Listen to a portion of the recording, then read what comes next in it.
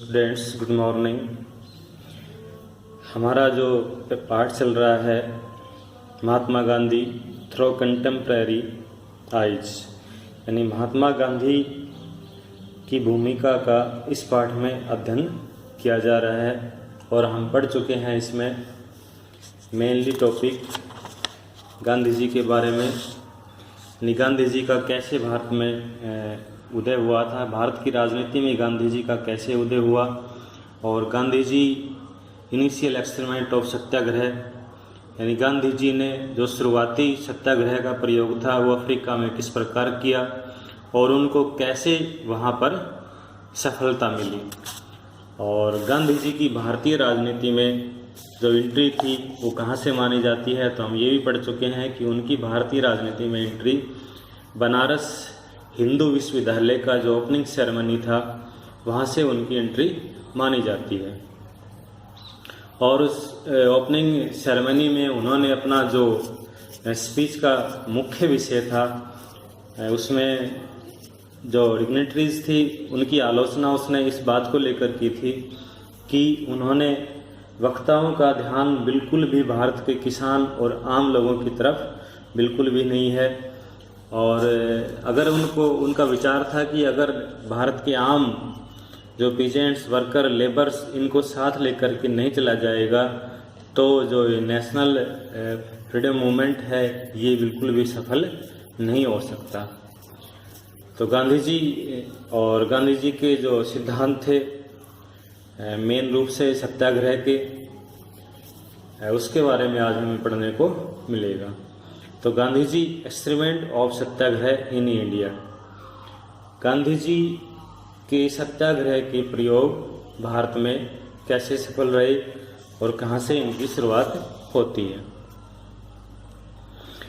Before becoming an active participant in the Indian national movement, Gandhiji participated in the Satyagraha of Champaran and Kheda during 1970 to 1980 and struggled in the favor of demand of the textile mill worker in Ahmedabad. Before becoming an active participant in the Indian national movement, यानी भारतीय राष्ट्रीय आंदोलन में सक्रिय एवं महत्वपूर्ण भागीदार बनने से पहले, जो भारतीय राष्ट्रीय आंदोलन था या संघर्ष था उसमें एक्टिव भागीदारी यानी सक्रिय रूप में भाग लेने से पहले Gandhi ji participated in the satyagraha of Champaran and Kheda. Gandhi ji ने 1917 से 1918 के दौरान चंपारण और खेड़ा के सत्याग्रहों में भाग लिया। In the favour of demand of textile mill workers in Ahmedabad, और 1918 में अहमदाबाद की मील मजदूरों की मांगों के समर्थन में ये 3 मूवमेंट हुए हैं। 1916 चंपारण, 17 खेड़ा और 18 अहमदाबाद।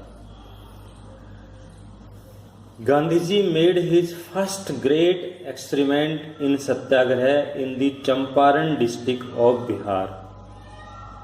भारत में गांधी जी ने सत्याग्रह का प्रथम प्रयोग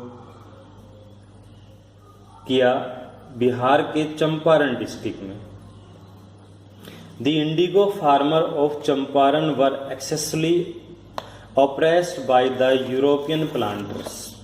इंडिगो फार्मर्स यानी नील की खेती करने वाले किसान, चंपारण में नील की खेती करने वाले किसान वर एक्सेसली oppressed by the European planters। गोरे बागान मालिकों द्वारा उन पर बड़े अत्याचार किए जाते थे। बाय यूरोपियन प्लांटर यानी यूरोपीय बागान मालिकों द्वारा नील की खेती करने वाले किसानों पर बड़े अत्याचार किए जाते थे। In 1917 Gandhi ji reached Champaran. 1917 में गांधी जी चंपारण पहुंचे, but the commissioner of Champaran prohibited his entry.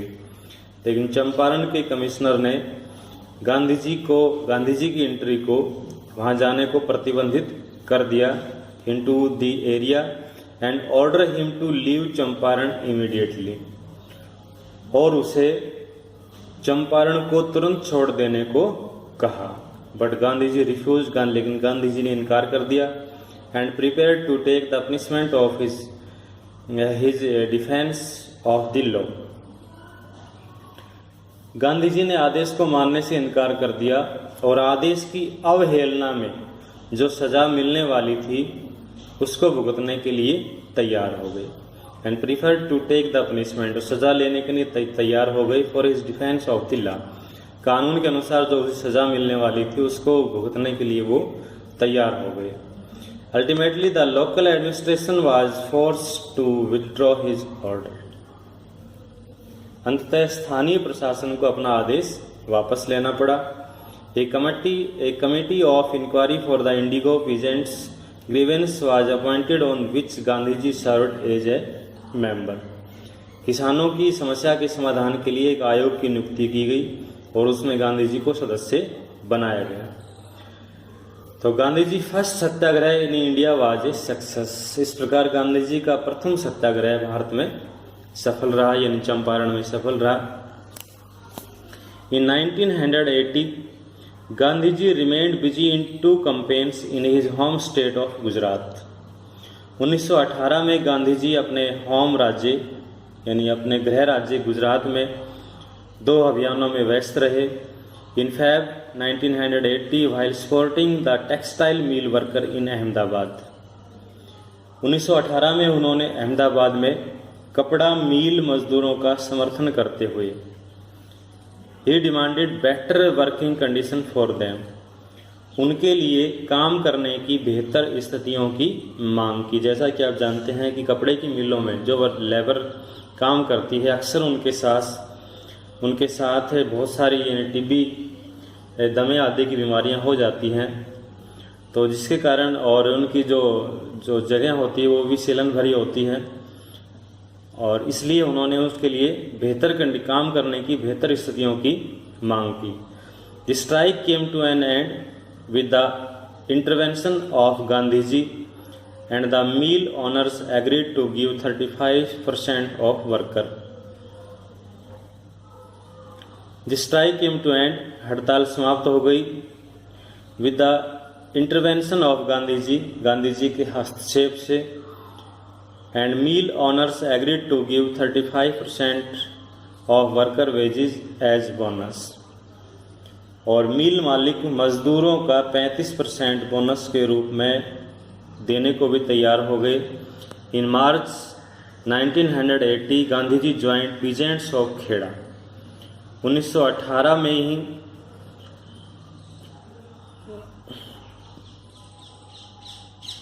Gandhi ji joined peasants of Kheda district in Gujarat and asked the state for the remission of taxes following for the failure of peasant harvest.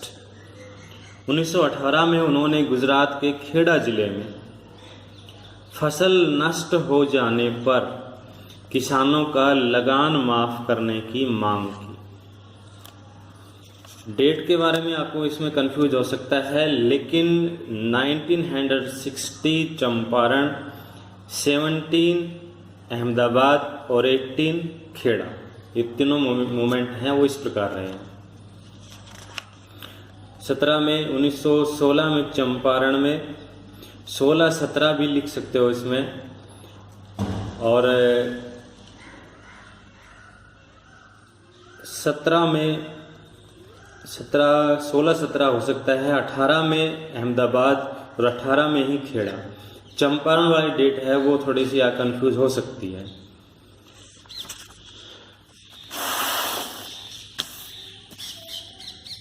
(1918) Ahmedabad confirm है, और 1918 अहमदाबाद वाला confirm है, लेकिन 1918 में ही खेड़ा है, ये कन्फर्म है।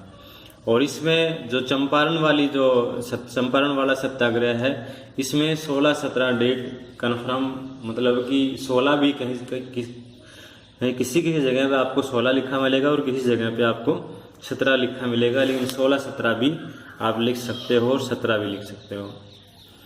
The Satyagraha of Champaran, Kheda and Ahmedabad made Gandhiji very popular among the masses.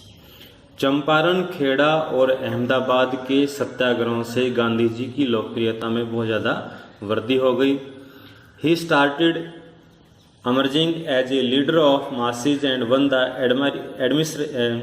admiration and respect of political workers, particularly the youth. Gandhi ji जन सामान्य के नेता के रूप में उभरने लगे और विशेषकर युवा वर्ग की श्रद्धा का वो पात्र बन गए. Satyagraha against the Rowlatt Act. Rowlatt Act के विरुद्ध भी उन्होंने सत्याग्रह चलाया. In order to curb the revolutionary and terrorist activities in the country during the First World War, the British government had passed Defence of India Act. प्रथम विश्व युद्ध की अवधि में जो क्रांतिकारी, रिवोल्यूशनरी क्रांतिकारी एंड टेररिस्ट एक्टिविटीज, आतंकवादी जो गतिविधियां थी, को कुचलने के लिए ब्रिटिश सरकार ने defence of India act pass किया. It institute censorship of the press. इस एक्ट के अनुसार प्रेस पर प्रतिबंध लगा दिया गया. And permitted detention without trial. और बिना किसी जांच के कारावास की अनुमति दे दी गई. यानी सबसे पहला काम हुआ, प्रेस पर प्रतिबंध लगाया. एंड डिटेंशन विदाउट ट्रायल, और बिना किसी जांच के कारावास की सजा का प्रावधान था. With the end of the war, युद्ध समाप्त होने के बाद, this act too was to be repealed. यानी युद्ध समाप्त होने के बाद इस एक्ट को भी समाप्त होना था. But the British government wanted to keep it alive in one or the other form in order to curb the nationalist. लेकिन ब्रिटिश सरकार इसे बनाए रखना चाहती थी, राष्ट्रवादी जो गतिविधियां थी उनको कुचलने के लिए. Hence on recommendation of a committee chaired by Sir Sidney Rolt, these two measures remained in continuance. इसलिए जस्टिस सिडनी रोल्ट की अध्यक्षता में जो उस कमेटी ने, ये सिडनी रोल्ट की अध्यक्षता में एक कमेटी बनी और उस कमेटी ने अपनी सिफारिशें की और इन सिफारिशों के आधार पर इन कठोर उपायों को जारी रखा गया. गांधी जी ऑर्गेनाइज्ड ए सत्याग्रह सभा इन Feb 1919 and decided to launch a movement against the Rolt Act. Gandhi ji ने फरवरी 1919 में एक सत्याग्रह सभा का गठन किया और ऑन मार्च 30, 1919 ए हड़ताल वाज ऑर्गेनाइज्ड इन दिल्ली. और 30 मार्च 1919 को इस एक्ट के विरोध में एक हड़ताल का आयोजन दिल्ली में किया गया. ऑन अप्रैल 6, 1919 हड़ताल were organized in the almost all the important cities of the country. और 6 अप्रैल 1919 को देश के लगभग सभी महत्वपूर्ण नगरों में हड़तालें हुई. It sent an unimaginable wave of political awakening throughout the country. और इसका रिजल्ट ये हुआ, लगभग संपूर्ण देश में जो राजनीतिक जागरण था, political awakening throughout the country, unimaginable अभूतपूर्व, जो अभूतपूर्व राजनीतिक जागरण था उसका प्रभाव सारे देश में देखने को मिला.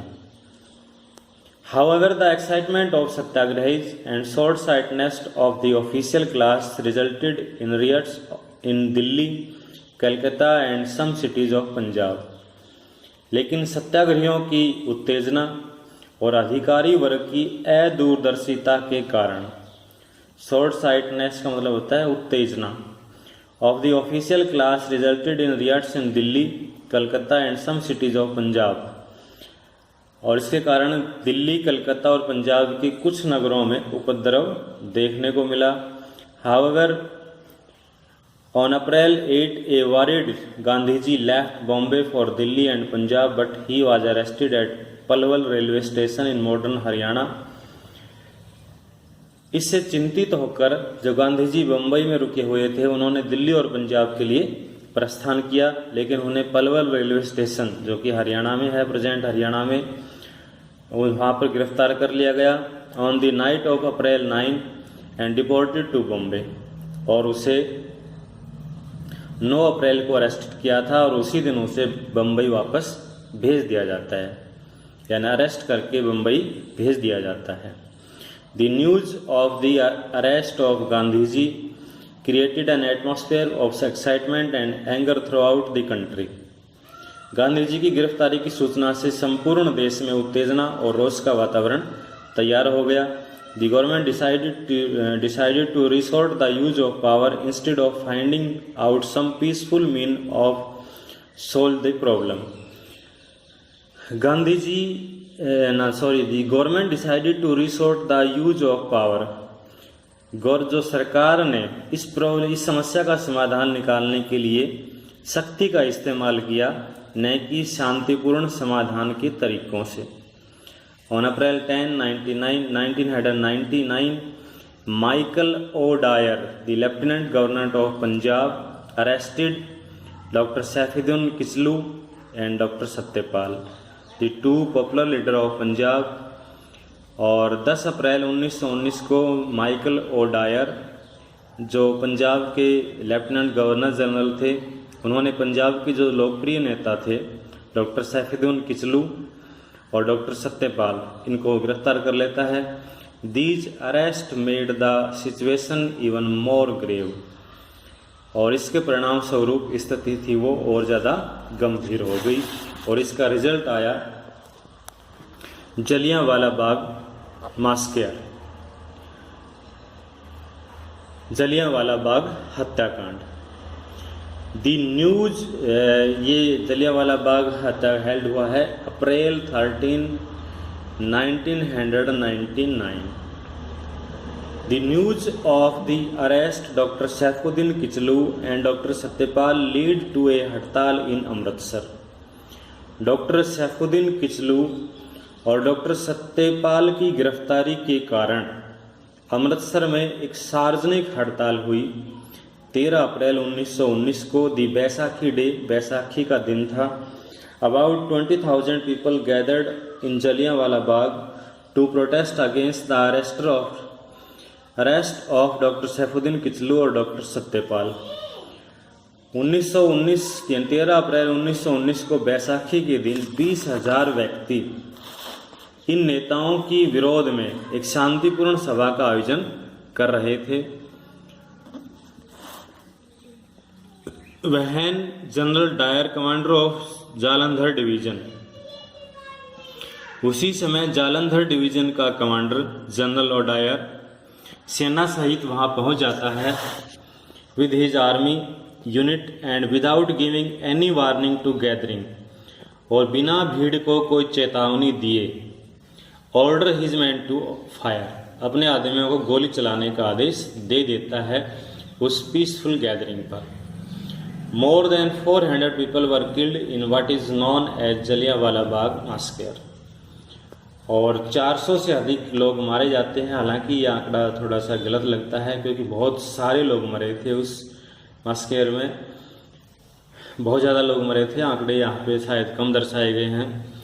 तो more 400 people were killed in what is known as Jallianwala Bagh massacre, और 400 से अधिक इसमें मारे गए और इसी को जलियांवाला बाग हत्याकांड के नाम से जाना जाता है। This ghastly tragedy of Jallianwala Bagh shook the people. इस निर्मम अत्याचार में, इस घिनौनी घटना के कारण जनमानस को बहुत ज़्यादा शोक लगा and aroused A wave of terror through out the country, और पूरे देश में जनमानस में एक क्रांति की लहर दौड़ गई। The poet Rabindranath Thakur give up his knighthood in the protest against the mass killing. कविवर रविंद्रनाथ ठाकुर ने अपनी नाइटहुड की जो टाइटल उनको मिला हुआ था वो वापस कर दिया, और Sir Shankar Nair resigned from executive council of governor general और जो सर शंकर नायर थे उन्होंने गवर्नर जनरल की कार्यकारी परिषद से इस्तीफा दे दिया। Mahatma Gandhi made up his mind to launch non cooperation movement against the government, और महात्मा गांधी ने भी सरकार के विरुद्ध असहयोग आंदोलन को चलाने का फैसला किया। हालांकि जलियांवाला जो बाग हत्याकांड था इसके काजिज और भी रहे हुए हैं, जैसे कि impact of Ghadar movement. Ghadar party की स्थापना भी भारत में हो चुकी थी 21 अप्रैल 1913 को, और इस पार्टी का जो मेन पर्पस था, इस पार्टी की स्थापना हुई थी 21 अप्रैल 1930 को सैन फ्रांसिस्को में, अमेरिका में हुई थी। इस पार्टी का जो मुख्य पर्पस था वो था कि शस्त्रों के द्वारा भारत में अंग्रेजों के अन्यायपूर्ण राज्य का अंत किया जाए, और इसने 21 फरवरी 1915 को ही अंग्रेजों के विरुद्ध विद्रोह करने की योजना बना ली थी। और गदर पार्टी के अनेक नेताओं को गिरफ्तार किया गया था, और इसमें लगभग 42 लोगों को फांसी की सजा भी मिली थी। दूसरा कारण था कि होम रूल आंदोलन का प्रभाव वो भारत में बढ़ता जा रहा था। 1916 में बाल गंगाधर तिलक और श्रीमती एनी बेसेंट ने होम रूल आंदोलन चलाया था, और तिलक का कहना था कि जो आप स्टेटमेंट पढ़ी भी होगी आप लोगों ने कि स्वराज्य मेरा जन्मसिद्ध अधिकार है, मैं इसे लेके रहूँगा। तो ये आंदोलन भी काफ़ी हद तक सफल रहा था और सरकार को क्रांतिकारियों के सामने झुकना पड़ा था।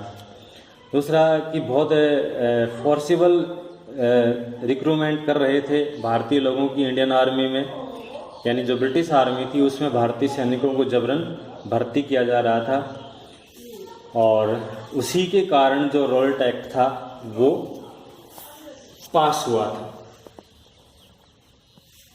उसके बाद जलियांवाला बाग हत्याकांड के बाद जो गांधी जी अपना मूवमेंट चलाने की, यानी कि new non cooperation movement against the government, सरकार के विरुद्ध असहयोग आंदोलन चलाने की घोषणा करते हैं।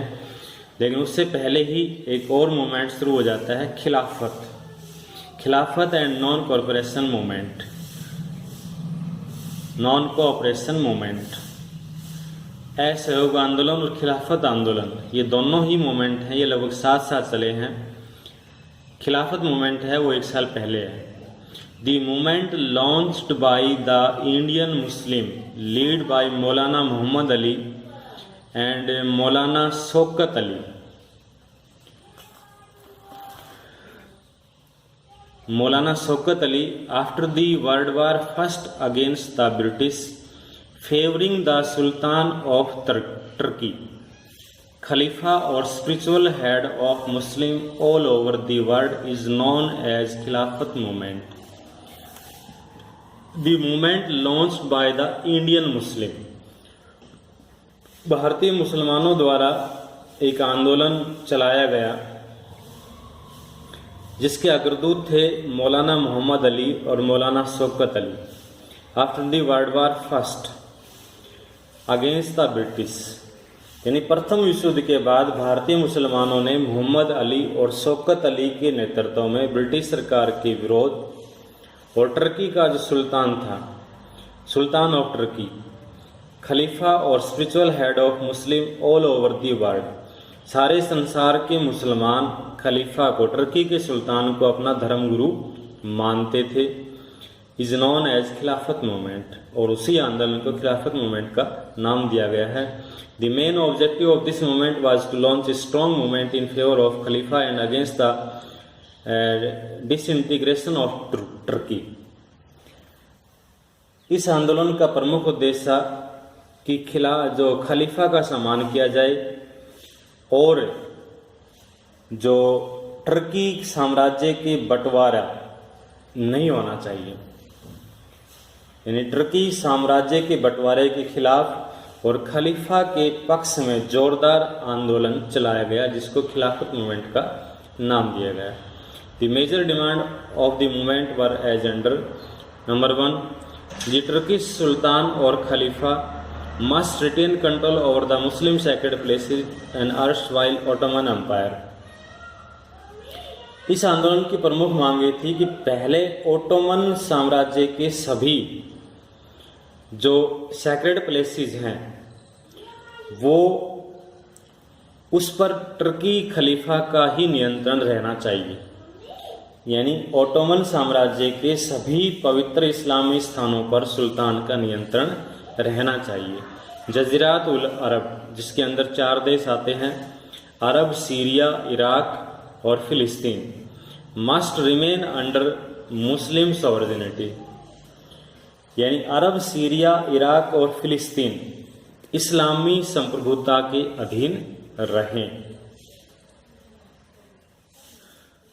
और तीसरी मांग थी khalifa must be left with sufficient territory to enable him to defend the Islamic faith. और तीसरी मांग थी कि इस्लामी विश्वास को सुरक्षित बनाए रखने के लिए कि खलीफा के अधीन बहुत सारे क्षेत्र होने भी जरूरी हैं। ये 3 मांगे थी कि ओटोमन साम्राज्य के सभी पवित्र इस्लामी स्थानों पर खलीफा का नियंत्रण बना रहे और विशेषकर अरब, सीरिया, इराक, फिलिस्तीन मुस्लिम संप्रभुता के अधीन रहें, और तीसरा उसके अधीन इतने क्षेत्र अवश्य हों कि वो इस्लामी विश्वास को बनाए रखें।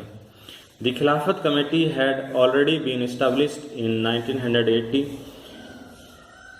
under the leadership of national Muslim leaders like Maulana Abul Kalam Azad, Dr. Ansari, Maulana Shaukat Ali, Maulana Muhammad Ali and Hakim Ajmal Khan। Maulana Abul Kalam Azad, doctor Ansari, मौलाना शौकत अली, मौलाना मोहम्मद अली, हकीम अजमल खां जैसे राष्ट्रीय मुस्लिम नेताओं के अधीन 1918 में एक खिलाफत कमेटी का गठन हुआ। Indian national Congress extended it's support. भारतीय राष्ट्रीय कांग्रेस ने इस आंदोलन का समर्थन किया। The Khilafat movement was launched on 1 August 1920 throughout the length and breadth of the country. और संपूर्ण देश में खिलाफत आंदोलन 1 अगस्त 1920 को शुरू हुआ। Mahatma Gandhi sought to conjoin it to the non cooperation movement. राष्ट्रीय आंदोलन के क्षेत्र में जो खिलाफत आंदोलन था और असहयोग आंदोलन था वो साथ साथ चले। It is worth mentioning that both the Khilafat movement and non cooperation movement was launch simultaneously. लगभग ये साथ साथ चले।